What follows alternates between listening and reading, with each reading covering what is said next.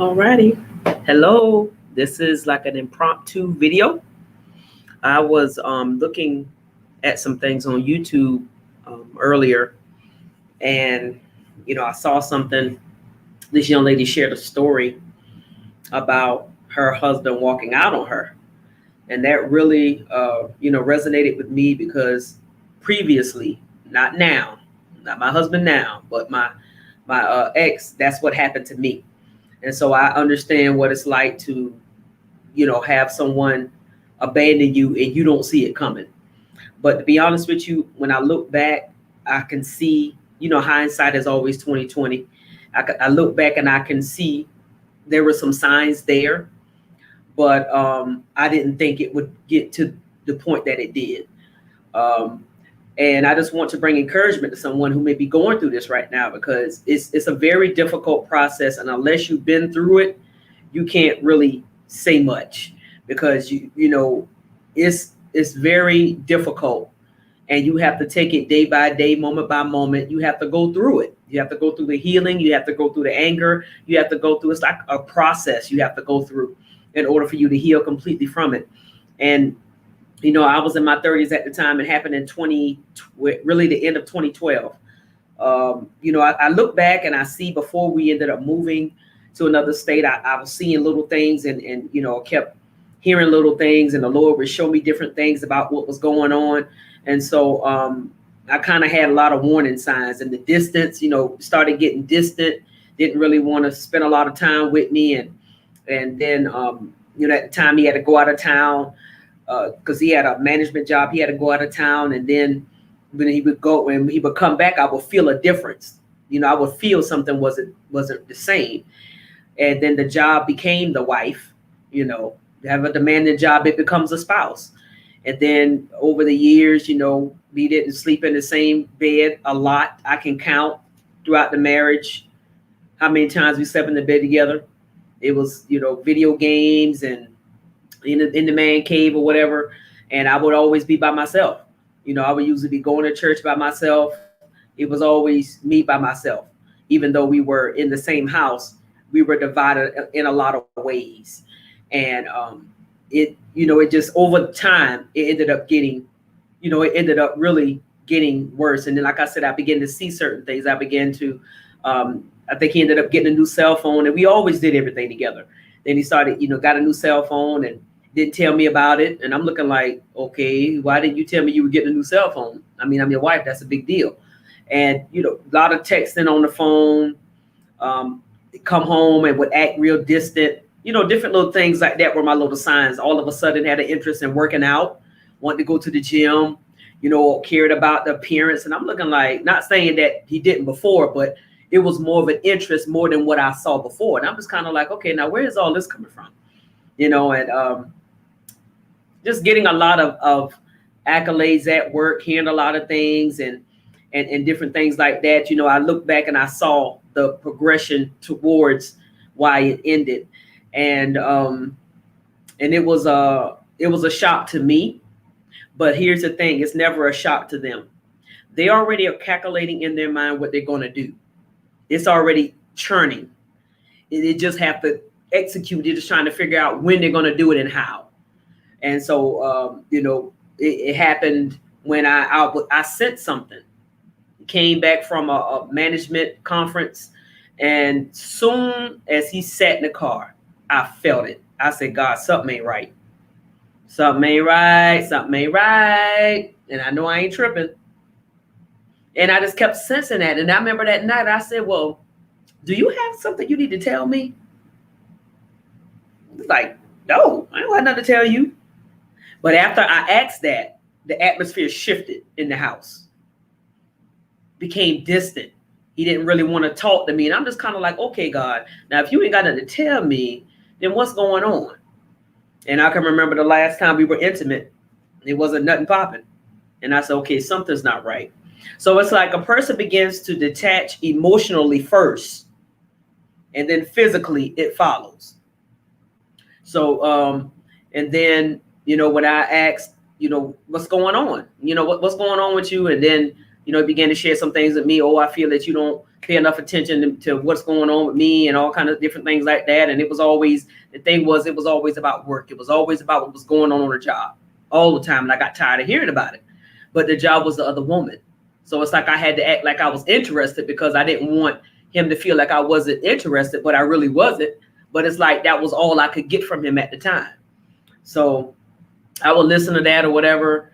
And then I can remember one time when I was asking for advice, he was very cold. And he usually wasn't like that. He was very, very cold. Like, that's not my problem. And I'm just kind of like, well, where is all of that coming from? We talked about everything. What happened? And, just different little things like that. I look back and I see it. I saw what was going on then. I couldn't see it at the time, but I saw it then. And then he basically, that leading up to after he came back from the conference, then he was like, we need to talk, but I can't talk to you right now. I need you to go to your mom's for the weekend and come back, and then we'll talk. So I did that. Went, to my mom's, came back, and we talked. And then that's when he let me know, hey, I'm out. I can't do this no more. And so, I had a pastor at the time, that we just moved from another state. We moved from north to south. So, we had our former pastor, and I talked to him. I told him, to talk to him about it. We talked to him about it, and he told him, look, don't do anything rational right now. Chill out, give it some time, and then maybe things will work out. And then he told me he was going to do that, but then he ended up changing his mind. Because you know how it is when you have somebody that's in their ear, they let them know, hey, you ain't got to put up with this. You can do better. You can get better than this. You don't have to stay. You don't have to do this. You don't have to do that. And so it influenced his decision. So the conversation we had was that we're going to try to work it out and do what we can. And then it switched like instantly. And I'm like, well, what the world going on here? And so that time when I went to work, I was working in childcare at the time. I came home and he told me, he said, well, I just want you to know that by the time you come back, I'm going to be gone. And I was like, what? Yeah, by the time you come back from work, when you get off, I'm not going to be here. And I was looking like, are you serious? So I had to go back to work after I got that news. I'm working around the babies. I had to go back to work and deal with that. That was the most difficult thing ever. Oh, that was so difficult. And so I went back to work, and my work really did help me because it was what I needed, because I worked around children, and you know how children can be. They can love on you and make you feel so special. And they're just so loving. And I needed that love at that moment. This one baby, she came up to me and she just looked at me, and she just came and she just laid her head on my shoulder, and it just made me almost boohoo cry, because it's like she knew something was wrong with me. She probably was just one. She knew something was wrong with me, but she just came and hugged me. And that really helped me that day. And then sure enough, when I got home, he was gone. Just like that, gone. I was calling the phone, trying to see, well, wait, at least tell me where you're going, where you at, whatever. Couldn't find him, riding around town, couldn't find him, calling, texting, wouldn't answer me back. And that was a very devastating day for me. It really was, because I had to deal with that. I had to go into this big house by myself, not knowing what was going on, where he was, who he was with. And all of those things began to plague me. And I was panicking, and it was just a miserable time for me. And I rode around trying to find him, trying to find his car, see where he at. I had no way to find him. There was no way for me to find him. And then I think a couple of days later, he ended up contacting me and let me know, this and that, the third. And then we left. I remember I had my cousin was having a baby shower at my house. So I went ahead and got the grass cut. I said, I can't have people coming over here, the grass all jacked up. So I got this guy from Craigslist to cut the grass. And then I remember when he saw it, he must have came to the house when I was gone and was like, well, I would have cut the grass. I'm saying to myself, how you gonna cut the grass and you gone? You left. Ain't no grass to cut. I got to get somebody else to cut the grass. And so that's what I did. And so then after a while, he was staying somewhere, I think at a hotel. Somebody was helping him out with that. And then after a while, I ended up being nixed. And then he came back. Oh, that was miserable, because we were not on speaking terms, really. And it was, you can feel the thickness in the atmosphere. And I did not like it at all. I was like, oh my gosh, I wish he wasn't here. But there was nothing I could do about it. Both our names were on the lease at the time. I was like, I knew he probably didn't have nowhere else to go. So he stayed downstairs and I stayed upstairs. And you can imagine somebody you've been with for a long time, been with for 12 years. Y'all like strangers. You are like strangers. And the atmosphere, like I said, is so thick. You don't say much to each other. You don't talk. Because I had to speak to him. Like, I know we ain't cool, but can you at least speak to me? Hello? You know, we are still married, but it's like he was so cut off emotionally. He didn't want anything to do with the relationship, and he didn't want anything to do with me. And I think he thought, you know, that I was going to try to get him back. And I did. I went back to his job and, you know, told him we could have tried to work it out. We could have went to counseling because we never went to counseling. You know, we could have did this, could have did that. He was done. He was like, I just ain't got nothing for you. And then, you know, he had this idea that I used him and all this stuff. And I'm looking at him like, I don't know how that could be, because when we got married, I was in the military. You were out. I was the breadwinner. So how was I using you when I married you and you had to start all over again? That makes no sense to me. And granted, he did. He started off, he had, you know, jobs here and there at certain places. And he was always good at whatever he did. He was good at it. And then, you know, he would always rise up the ranks and then, you know, and had a job working for Circuit City at the time when they ran and rose up the ranks in that. And then ended up getting a job for another company called USA Discounters, ended up working for them, and then rose up the ranks in that. So he was very good at what he did. You know, he wasn't a bum or nothing like that. He was very good at what he did. But, you know, when I look back on it, it's like sometimes when you have an outside person that's in your spouse's ear, they will tell them or convince them of things that's totally not true. But they will have them thinking that you were doing things to them that you were not doing. Because for him to say that I was using him, I was baffled. Like, you got to be kidding me. And there's no way I could possibly be using you, you know. But that was where he was at the time. I don't have nothing bad to say about him to this day. I'm just telling you the process that we went through. Like I said, this was my ex-husband, not my current husband. This was my ex-husband. This was in 2012. So this was a long time ago. And so that's where he was. It's like he just wanted nothing to do with me. When I say nothing, I mean nothing to do with me. And it was hard for me to let it go. It was hard because I've been with him for a long time, and it was really difficult. And then when I would look at the bank account and all the money was gone, and I'm in this big old house and I'm not making that much money in daycare. Thank God I was working, because I would have really been out of luck. But, you know, I had a car note, had insurance, had a light bill to pay, gas bill, all this other stuff to pay. And I'm like, God, how am I going to do this? And I don't make that much money. He was making 10 times more than me. And so after a while, he ended up taking all the money out of the account. It was just a whole mess. Ended up taking all the money out, left me with like 40 something bucks. But God, every step of the way, I will say this, God always provided for me. He let me know that even though this thing has happened in your life is not over. I'm going to take care of you. And I really had to watch myself in those moments, you know, and try to resist the urge to be vengeful. You know, that there were some things that I did do because I had advice to do those things because of the job that he had. They needed to know what was going on. Say, because it's not fair for him to have a job and he's supposed to be in this position and he's not doing what he's supposed to do, doing right by me. And so then a lot of things that was being said was unraveling. A lot of lies he told was being discovered. And it's like he ended up losing that job. And it wasn't never my intent for that to happen.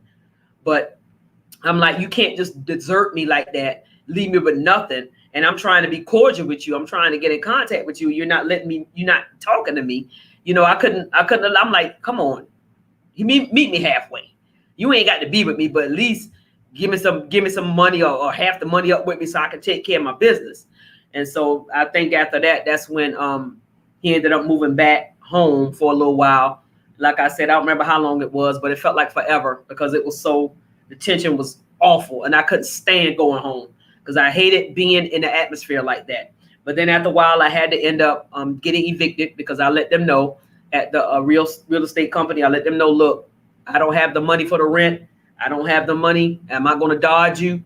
I'm going to let you know you can go ahead and start with the eviction procedures. I'm just going to have to move my stuff into storage and figure out what to do from there. And I had to do that. I had to pack this stuff up by myself. Thank God my family came up to help me, to put it in storage. And that was an all-day process. Then I lived in a hotel for 2 weeks. I had enough money to do that because somebody blessed me. So I had the money to do that, to live in a hotel for 2 weeks. And I was in college at the time. I was at the end of getting my second degree, bachelor's degree. So all of this happened. And then I had to hide the computer because the Mac computer we had that he bought for me, he took that. And I'm like, oh my gosh, I'm in school, God. How am I going to do my homework? And so it was another laptop I had. And what I would do when I was at work, because I knew he would come to the house when I'm at work, I would hide it. I had to hide it in a box. I hide it under a mattress so he wouldn't look for it, because he would have took that too and left me with nothing to do my homework. And then I would have failed my last class. And so thank God, by the grace of God, I was able to make it in my last class. It was a struggle to do that, but all of those emotions going on and living in a hotel and know you only got 2 weeks and you got to figure out where you're going to go from there. And people, I didn't tell everybody what was going on. Very few people knew, and trying to keep going and keep moving. It was a difficult thing. I don't wish that on anybody.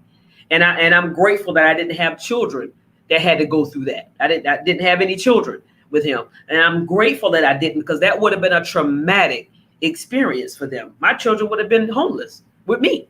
You would have been living in a hotel. And I just thank God that I had family at the time, and she allowed me to stay with her for a couple of months and get back on my feet. I thank God for that. And then God ended up opening up the door for me to get my own place. But like I said, it took some time for me to get over it. It took some time for me to heal. It took time for me to forgive. All of that took time.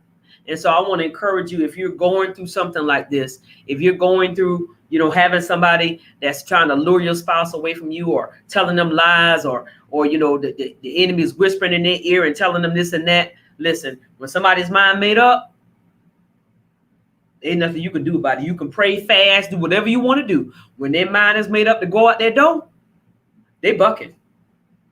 They leaving. Ain't nothing you could do about it. I tried everything. He was done. And I had to get to the point to where I had to accept that. It took years for me to really heal from it, because we were married for so long. But once I did, I felt so free. Oh my gosh. I look back on everything like it's a wonder we made it that long, because I wasn't perfect. I didn't do everything right, and I look back and I'm like, God, I thank you. I thank you, because it could have been worse than what it was. And so, he, like I said, he blessed me with my own place. I ended up living there for a while and getting another car and different things like that. My dad had gave me a car and whatnot. And then he ended up coming back around again. He wanted to be my friend again. He apologized to me. We met up in person. We made amends, apologized to each other about what we did. We hung out a few times. I thought at one point he wanted to get back with me. I was wrong. Sometimes we think because they come back around, they want us. Sometimes they're coming back around because they miss us. Maybe miss you as a person. He missed me as a friend. And I thought he missed me as a wife. But he missed me being a friend. And that's what it was. And I took it for more than what it was, and ended up waiting for years for him to come back. And, and when I got counseling, which I recommend, because it really opened my eyes to a lot. When I got counseling, that was the best thing I could have ever done, because it really, really helped me to see things for what it was. And to have somebody on the outside looking in, they opened my eyes to different perspectives of things that was going on. And he had to let me know, look, unless he tells you he wants you, or unless he's letting you know that, this is what I want from you, or telling you that, hey, I want to get back with you, or hey, I don't waste your time. And I sat in that, because of of how long we were together. I was still holding on to the fact that he was going to come back and we were going to be restored. But that was not what he wanted. I even went home with him for the holidays, and that was a big deal. And I was like, oh my gosh, I'm in there. He must want to get back together. That's not what he wanted. He just missed being around me. That was it. So we have to be mindful not to read too much into things when they start coming back around. Because of course they're thinking and they're looking like, man, I miss the fun we used to have. I miss our conversations and all that. And that sometimes that's what it is. And we have to accept that. We can't, sometimes we get so excited. We start thinking, oh, but they want me again. We're going to get that. My feelings was hurt. I was disappointed because I looked more into it than what it was. Instead of me just looking at it like, okay, but just two people that used to be married hanging out. That's all we doing. I was ready to get back down the aisle again. And that wasn't what he wanted. And I had to accept that. And so, like I said, we ended up making amends. We talked, I said what I had to say. He said what he had to say. And the divorce proceedings happened kind of quick because he left in October. I think in May, our anniversary month, he had texted me and told me he wanted a divorce. And I was so livid. I didn't know what to do. I was livid. Like, how dare you text me? But then if he would have called me, it wouldn't have went well either. So it was for his safety. But we ended up getting a divorce. I rolled around for a while with the papers because I know what the word says about divorce. I know God hates divorce. I didn't want a divorce. But what was I supposed to do? I couldn't make this man stay with me. He didn't want to be with me anymore. And so he told me, he's like, sign the papers. So I signed them, dropped them off. And he wasn't truthful about how long we were separated because we were not separated a year. We were in Georgia at the time. We were not separated a year, but he said it was. I said, you know what? Keep lying. We're not going to sit here. I'm not going to battle back and forth with you about no time. You want out that bad, I'm going to let you out. I'm not going to force you to be held against your will like I got a gun to your head to be married to me. If you want out that bad, then I'm going to do whatever it takes. And that's what I did. I didn't ask for anything. Though I should have asked for spousal support, I should have gotten alimony. I should have gotten something out of the deal, but that wasn't in my heart to do. Because he had told me if we ever were to split, and I was like saying to myself, well, why would you say that? That, I will be sure to pay you alimony or whatever, because, I will be sure to give you something to help you take care of yourself. Lie. Didn't do that. And I didn't ask for it.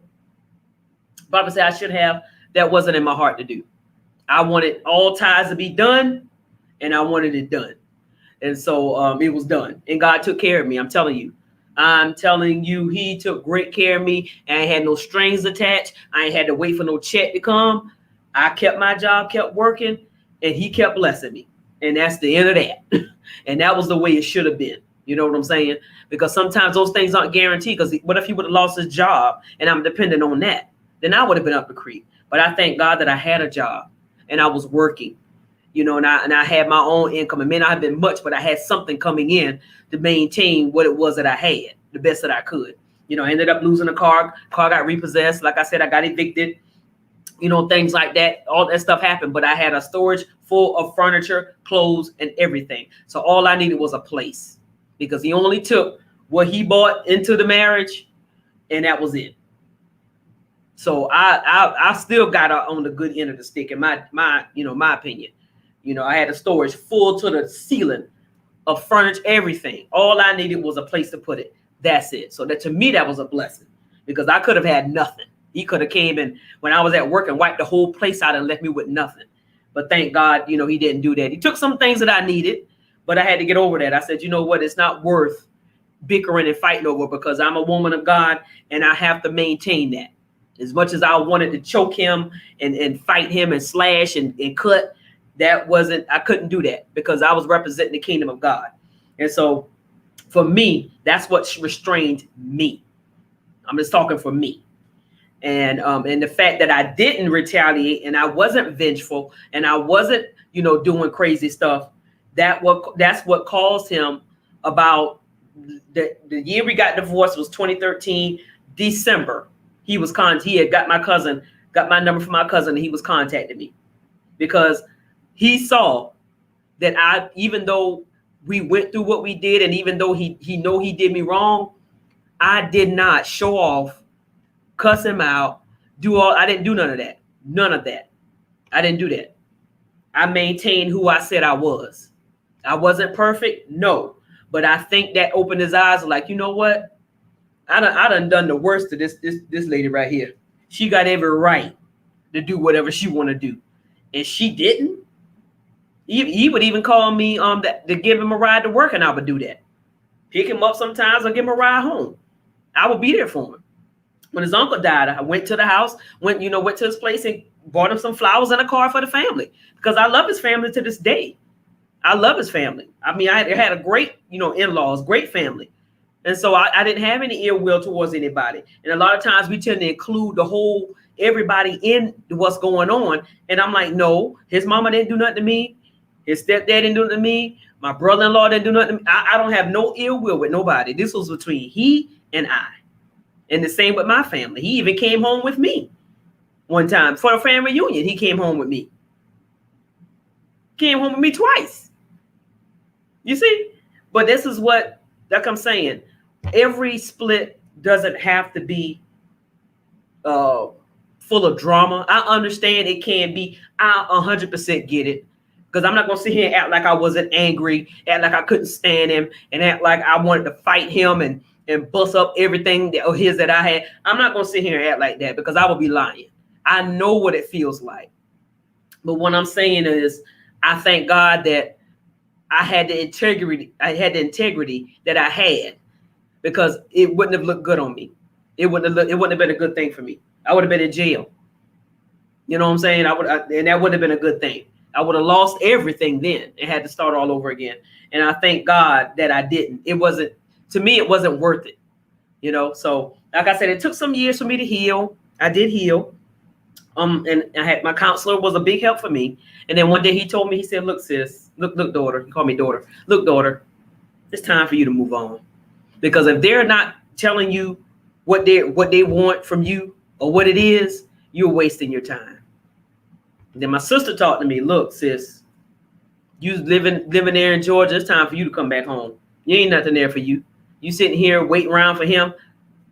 You wasting your time. And it was hard for me to hear. I didn't want to hear it because I'm getting all these signs like things changing. You know, he coming around dreaming about him and all this. The best decision I ever made was relocating back home. Yes, I was in my 30s, 40s, probably just turned 40, somewhere up in there at the time. I was so embarrassed, like, oh my God, I'm grown and I'm back at my mama's house. What is this? It was the best move I could have ever made, because when I moved back home, you know, I wilded out for a while. I did. I wilded out. I was on dating sites, plenty of fish, meeting all these jokers, and I just had a time of wilding out for about a good year or so, maybe a year and a half. Dated guys, you know, it's like I was kind of reliving the time that I felt I lost waiting on somebody that didn't want me. So I was just meeting guy after guy, talking to 3, 4, 5 guys at one time, you know, and not really dating, going on dates, but just talking. You know, we just talked on the phone and different things like that. And it was one I used to go see here and there, whatever, but it was nothing like serious. And then after the last relationship that ended, I had a couple of counterfeits. And I said, you know what? I'm done. Because I'm trying to find somebody, because I desired to be married again. I did. And now that may not be your desire, but I desired to be married again, because I'm like, Lord, I didn't plan this. I never stood at the altar at 26 years old saying that I was going to be married until 12 years and then we were going to get a divorce. That divorce wasn't in my vocabulary. I didn't want nothing to do with it. My parents were divorced. His mom was divorced. I wanted nothing to do with divorce. We didn't even talk about divorce before.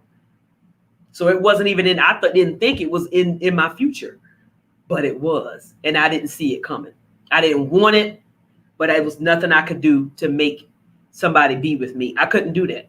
And that wasn't fair to him, because it was what I wanted, you know, to save face and whatever. It was what I wanted, and it wasn't what he wanted. So I had to accept it for what it was. And you know, and after that, I broke up with the last guy. That's when I was on Facebook. I started my tutoring service at home, started my business right out in the second spare bedroom of my mom's house, started my business. I had some students and whatnot, and I would do tutoring videos on Facebook. Well, lo and behold, one day in 2018, after I broke up with the last guy, because he was very emotionally unstable, so that wasn't going to work no way. But as I broke up with the last guy, I said, God, I'm done. I'm just going to do what it is that I'm supposed to be doing, and I'm done with these dudes. I don't want nothing to do with them. Well, that's when I met my husband, I think about a week later. He came that quick. And when I tell you, he was worth everything I went through, because he is the best man, the best husband I could have ever asked God for. He loves me like nobody's business. He's good to me. He's older. He's settled. He's stable. He treats me like a queen. I mean, everything that I wanted in a marriage. Are we perfect? No. We went through a lot too. But we made it through. But he was worth it.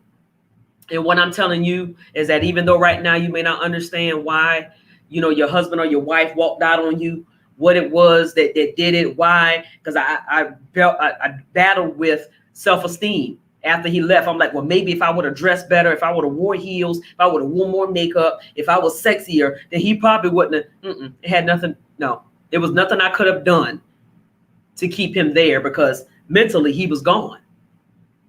He was already gone. And a lot of times, you guys, they're already gone. They're just buying time and trying to figure out how they're going to make their escape. So you talking and trying to convince them, their mind's already made up. I'm just saying.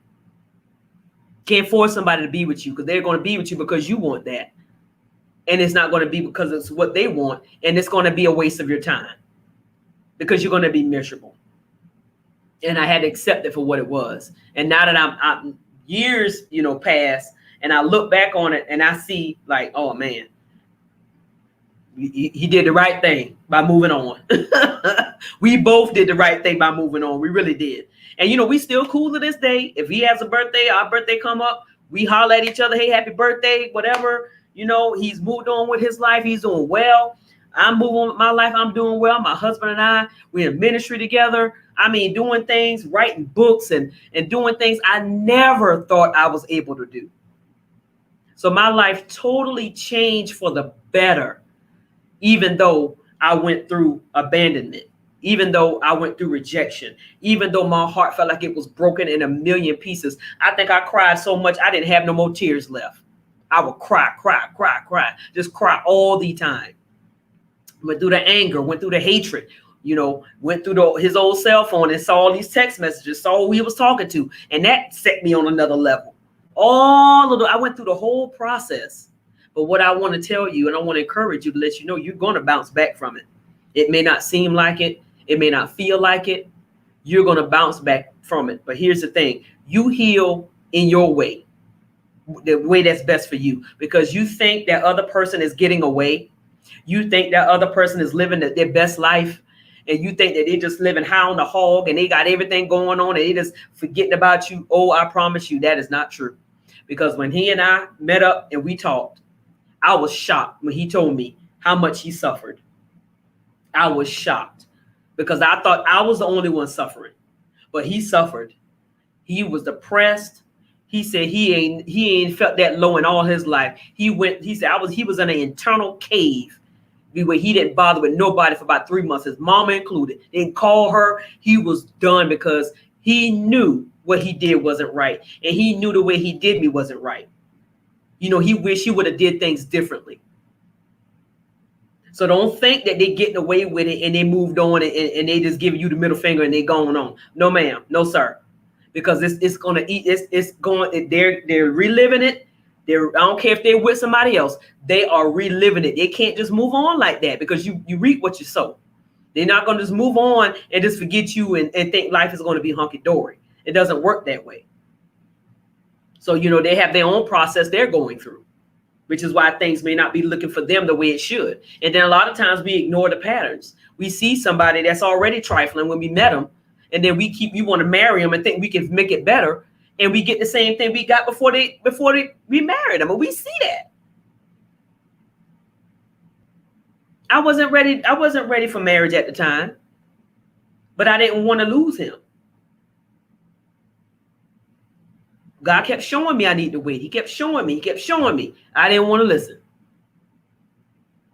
So a lot of us have gotten the warnings. We got the red flags. We know we weren't supposed to do it, but we went ahead and did it anyway. And especially if you know somebody left somebody to be with you, or they broke up in a relationship to be with you, and they didn't end things right, you can best believe and look for that to come back around again.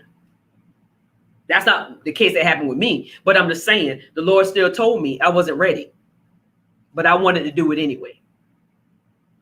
And a lot of times we want to go ahead and do stuff because we don't want to lose people and we don't want to see them with nobody else. And it ended up costing me in the end. So we can't blame the devil for everything, because a lot of times we get the signs and we don't listen.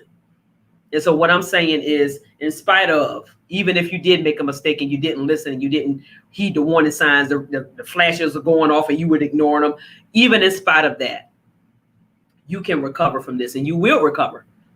You have to believe you can and you will. And all I'm saying is get to that place of where you forgive that person, because you're going to have to in order for you to fully move on. I had to fully forgive him before I could move on, because we ended up getting back in, in each other's face again. And I had that, my heart had to be right. I wasn't totally there at first. It still took a little more time. And then I actually got to the point where I'm like, you know what? I'm good. And I had so much joy when I accepted that it was time to move on. It's like a weight came up off of me, because I was putting pressure on myself and putting pressure on him to do something that I felt that I wanted. What are your motives? Why do you want it? Is it so you won't look a certain way to people, so people see y'all hung in there? Why do you want it? The worst thing you could ever do is try to make somebody do something, because their heart is not going to be in it. So I just want to encourage you all out there that may be going through different times. I know it's a pandemic going on right now, and a lot of people, marriages have fallen apart, relationships have fallen apart. And I just want to encourage you and let you know you will recover. I did. I didn't think I would. I thought I was damaged goods. I'm like, who gonna want me? I'm 30-something years old, divorced. Who gonna want me? That's why I used to tell myself, who gonna want me? There was somebody that wanted me. And I'm with him right now. And it's one of the best decisions I could have ever made, because he treats me so well and he's so good to me. And he was worth it. He was worth it all. He was worth it. So just know one day, that you may meet that person, if that's what you desire, because everybody don't want to get married again. I thought I wasn't gonna. At one point, I didn't think I would, and I had to be okay with that. But whatever the case may be, whether you want a relationship or don't, you're gonna be okay. You're gonna move on and you're gonna live again. So I just want to encourage you guys and let you know that you can get through it. And I hope that this blessed you. I will talk to you later. Bye.